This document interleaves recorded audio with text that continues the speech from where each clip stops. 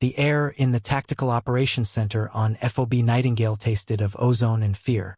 Outside, the sky had turned a bruised, ochre yellow. The approaching Haboob wasn't just a storm. It was a moving mountain range of sand and lightning, a meteorological monster poised to swallow the Afghan Badlands whole. On the main screen, a red icon blinked with fatalistic regularity.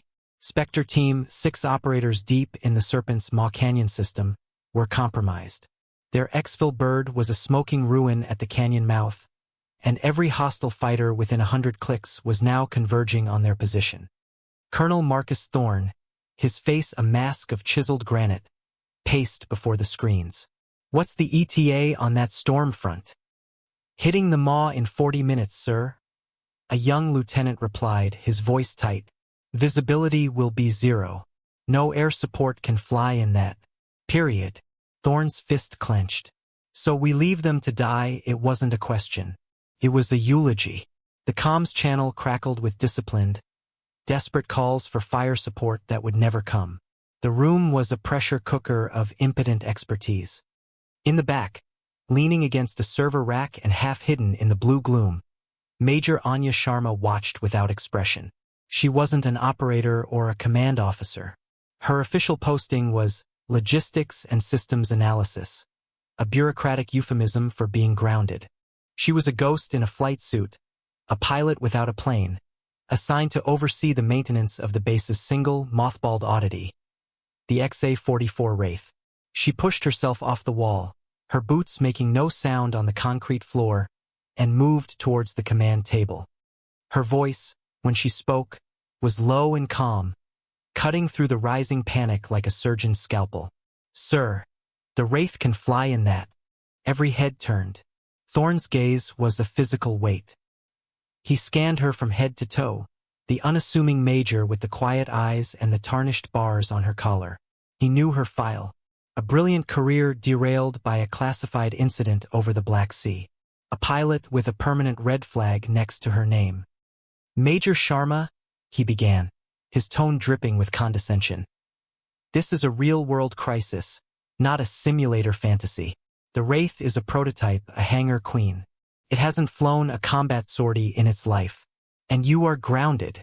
It's a deep penetration reconnaissance airframe designed for extreme weather," Anya stated, her voice unwavering.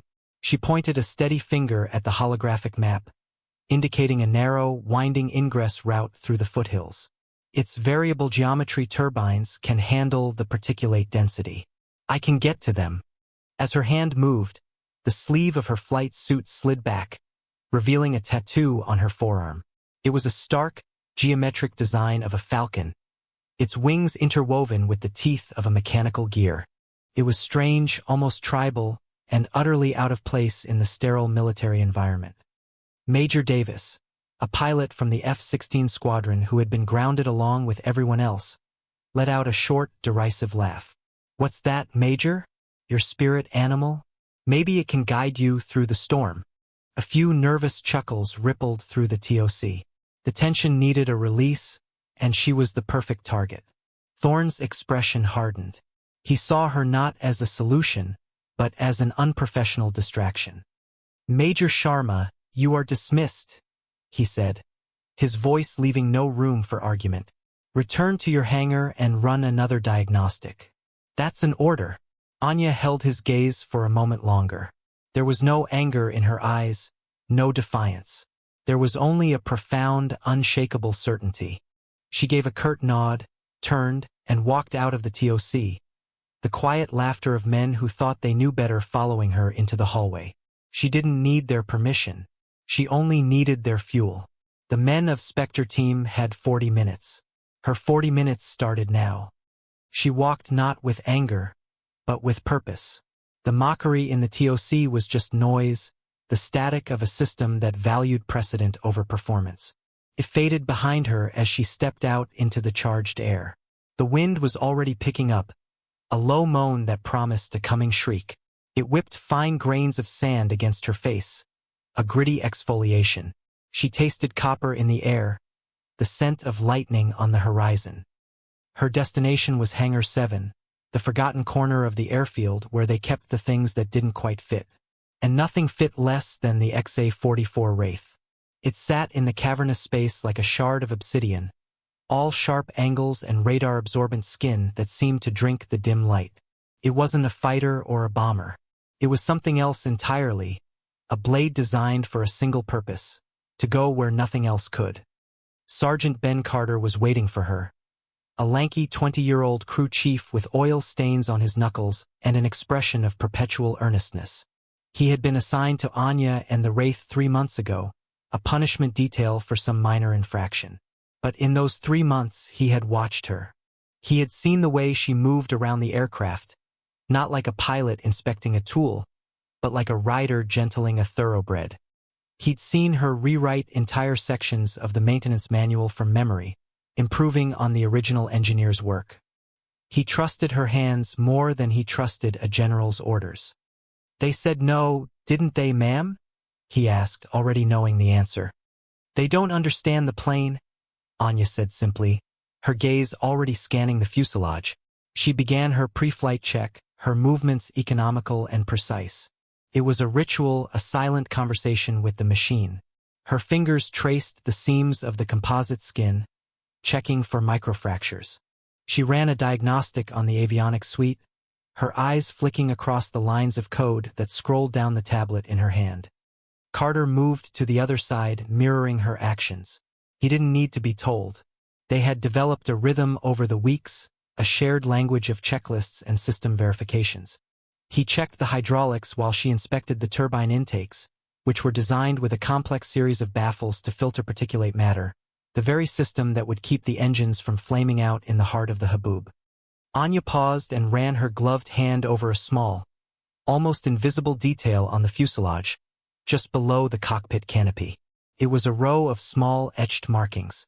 They weren't the standard painted silhouettes of planes or tanks.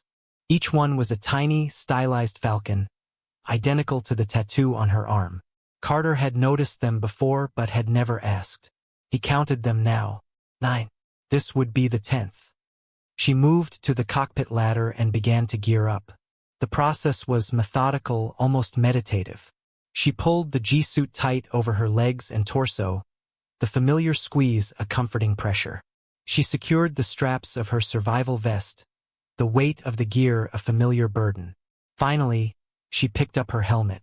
It was older, scuffed, the visor polished to a flawless sheen. She held it for a moment, her reflection staring back at her from the dark glass, before settling it over her head. The world muted, the roar of the wind outside becoming a distant hum. The hiss of the oxygen mask was the only sound. "Sergeant." Her voice came over the internal comms, clear and calm. "Final check on the fuel line purge." "Already done, Major," Carter replied, his voice tinny in her ears. He was connecting the external power unit. "She's fueled and ready to bite." Anya's hands moved over the controls in the cockpit, flicking switches, her muscle memory absolute. The cockpit was a cramped, ergonomic marvel, designed to fuse pilot and machine into a single entity. As the canopy lowered with a pneumatic hiss, sealing her inside, she placed her gloved hand on the throttle. The metal was cool, expectant. She wasn't just a pilot in a cockpit. She was the nerve center of a weapon. Outside, the first true wall of the storm hit the hangar, and the great metal doors groaned in protest. Inside the Wraith, all was silent. Ready. The twin turbines of the XA-44 Wraith didn't roar to life. They awoke with a low, resonant hum that vibrated up through the cockpit floor, a deep-chested growl that promised violence. Anya's hands danced across the console, her touch light and sure. Green lights blinked in sequence across the board. All systems nominal. Without requesting clearance, without a word to the tower, she nudged the throttle forward. The Wraith rolled out of the hangar, a predator slipping its leash. In the TOC, a klaxon blared. "Unauthorized takeoff, runway 2, the lieutenant shouted, his voice cracking with disbelief. Colonel Thorne spun around, his face a thundercloud. "Who the hell is it?" "It's the XA-44, sir. It's Major Sharma." "That goddamned woman," Thorne roared. "Get me the tower. Order her to stand down immediately." If she doesn't comply, I'll have her shot down myself. But before the order could be relayed, a new voice cut through the comms, ragged and desperate. It was Spectre 1, the team leader. Command, we are being bracketed. Mortar fire, heavy casualties. We can't hold this position for more than 10 minutes. We need... His transmission dissolved into a hail of static and gunfire. Thorne froze. The choice was stark. Discipline versus a sliver of hope. He looked at the main screen, where the storm front was now a monstrous, swirling vortex of red and orange. No other aircraft could survive that. His rage warred with his duty. He remained silent. The order to shoot her down was never given. For Anya, the world outside the cockpit had ceased to exist. There was only the mission. The runway lights were already fading into the encroaching wall of sand. She didn't use the runway. She angled the Wraith towards the open desert, engaged the vertical thrusters for a short, powerful burst, and lifted off the ground with a gut-wrenching lurch. The landing gear retracted with a solid thud, and she pitched the nose forward, accelerating not into the sky, but directly at the storm. Hitting the wall of sand was like punching through concrete. The Wraith shuddered violently, the canopy groaning under the impact of a million tiny hammers. Every alarm on her console screamed at once. Proximity alerts, engine strain warnings, catastrophic weather alerts. Anya silenced them with a single keystroke. They were distractions. She wasn't flying through the storm. She was flying inside it. The world beyond her canopy was a maelstrom of brown chaos, shot through with flickering veins of lightning. Her traditional instruments were useless, her GPS struggling to hold a lock. She was flying by feel, by instinct, and by the Wraith's unique sensor suite. A holographic display shimmered to life before her, overlaying the real world with a wireframe map of the terrain ahead, generated by ground-penetrating radar and lidar pulses that cut through the dust. She dropped the Wraith low, hugging the contours of the earth, the jagged rocks of the foothills flashing past her wingtips, mere feet away. This was the impossible part. The turbulence in the canyons was a vortex, a washing machine of unpredictable wind shear that would tear a normal fighter jet apart. But the Wraith was different. Its active flight control system, guided by her slightest input, made thousands of micro-adjustments per second. The canards on its nose twitched, the tail fins flexed, the engine nozzles swiveled independently. It wasn't flying. It was swimming through the violent air currents. The serpent's maw appeared on her display, a jagged scar in the earth. She banked hard, the G-forces pressing her deep into her seat, and dove into the canyon. The walls closed in around her, a claustrophobic tunnel of stone and raging wind. The sound of the sand scouring her canopy was a constant, deafening roar. She was a ghost in the machine, a whisper in the hurricane, flying on the edge of physics and faith. And she was closing in. Down in the serpent's maw, the world for Spectre team had shrunk to a few square meters of dusty rock. They were crouched behind a meager outcrop, the air thick with cordite and the metallic tang of blood. 2 of their men were down, and another was bleeding out. The crack of incoming rounds was constant, a lethal percussion against the howl of the wind. Mortar rounds walked their way up the canyon floor, each explosion a deafening clap of thunder that shook the very ground they lay on. Spectre 1, his face caked in grime and sweat, knew they were in their final moments. He gripped his rifle, ready to sell his life dearly. Then came the new sound. It wasn't the familiar whine of a friendly A-10 or the roar of an F-16. It was a low, tearing shriek, a sound that seemed to cut through the storm itself. It grew louder, closer, a promise of something alien and fast. He looked up, squinting into the blinding sand, and saw nothing. From Anya's perspective, the scene below was a clinical, tactical problem laid out in the cool green glow of her helmet-mounted display. Thermal signatures flared on the ridge above the Spectre team's position. 4 of them, mortar teams. They were exposed, confident that no air asset could touch them in this storm. They were wrong. She didn't waste time with a radio call. Action was the only language that mattered now. Her thumb moved to the weapon's control stick. She didn't select a 500-pound bomb that would have brought the whole canyon wall down on friend and foe alike. She selected a pod of XM-112 micromissiles. Smart, precise, and lethal.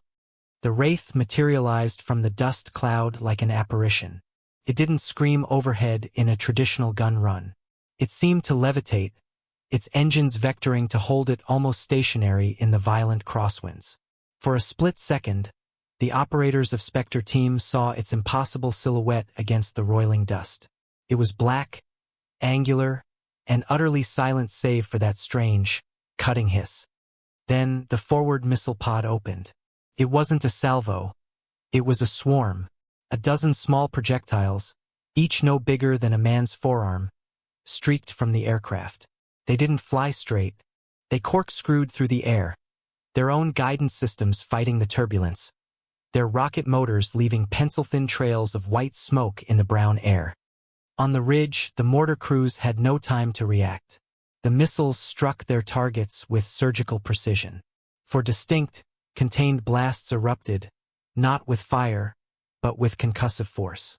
The thermal signatures on Anya's display vanished. The mortar fire ceased instantly. The silence that followed was more shocking than the explosions. The relentless, bracketing explosions were gone. The only sounds were the wind and the sporadic crackle of small arms fire from the enemy infantry, who were now confused and disorganized. Spectre 1 stared, dumbfounded, at the smoking craters on the ridge. He keyed his mic, his voice hoarse with disbelief. "Command, be advised. We have an unknown angel on station. I say again, we have an angel. The mortars are gone." In the TOC, everyone was gathered around the screen showing the helmet cam feed from Spectre 1. They had seen the Wraith.